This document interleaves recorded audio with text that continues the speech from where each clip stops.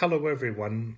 I'm Father Con O'Mahony from St. Andrews in Oakville, and I'm delighted to bring you greetings during Catholic Education Week, but also on this day when we traditionally have our walk with Jesus. Unfortunately, because of the coronavirus pandemic, it's going to look very, very different, and we're going to have this walk with Jesus in very unique ways in our own, around our own homes and in our own neighborhoods. Just a thought for why this walk with Jesus is important. Um, if you have the opportunity to read any of the great stories from the Gospels, especially, one of the interesting things that happens so often with Jesus when he is with his disciples is that they spend a lot of time walking.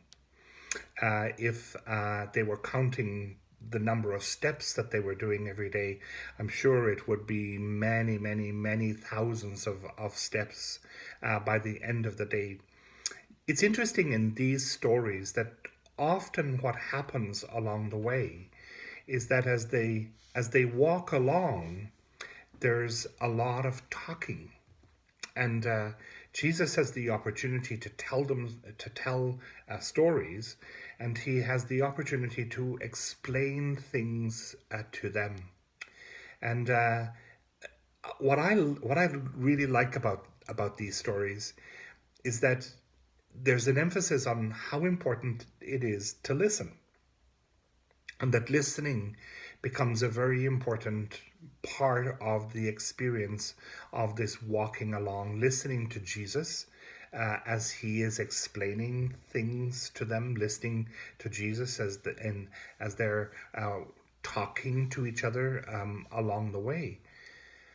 But as you know from your own experience, walking often entails walking with someone, and there's silence, there's quiet.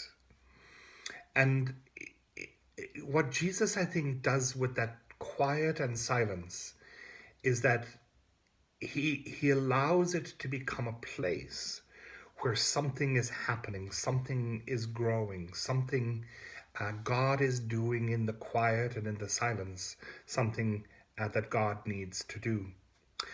One of the great journeys in the scriptures is the story of the road to Emmaus, which is found in the Gospel of Luke. And Jesus is walking along with the two disciples. And one of the things that happens along the way is that, again, he does what he would have done with them when they were walking in Galilee, is he talks with them and he explains the scriptures to them. And there's a lovely scene at the end of this journey when they get to Emmaus. Jesus is at supper with the two strangers, or the two disciples that he has walked with on the road, and they have this moment of recognition. It's like a light bulb goes off in their brain, and they begin to realize that as they were walking along, God was revealing something to them. God was opening their minds. God was filling their hearts. And I would like to think that on your journey with Jesus this year, that's something that you would be aware of as you're out walking.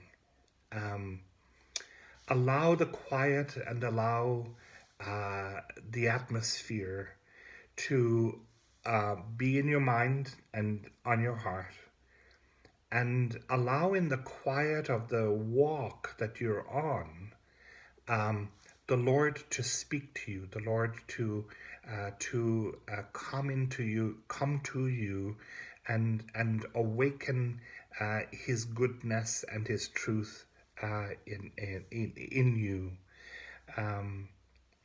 There's a last little point that I would like to make.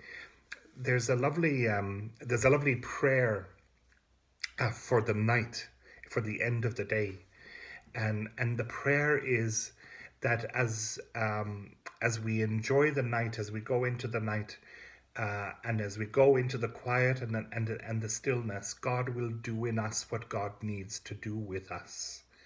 So on our walk with Jesus this year, let that be our prayer, that as we walk about, knowing that Jesus walks with us, the Lord will do in us what it is that the Lord must do in us. Have a good Catholic Education Week, everyone, and have a wonderful walk with Jesus.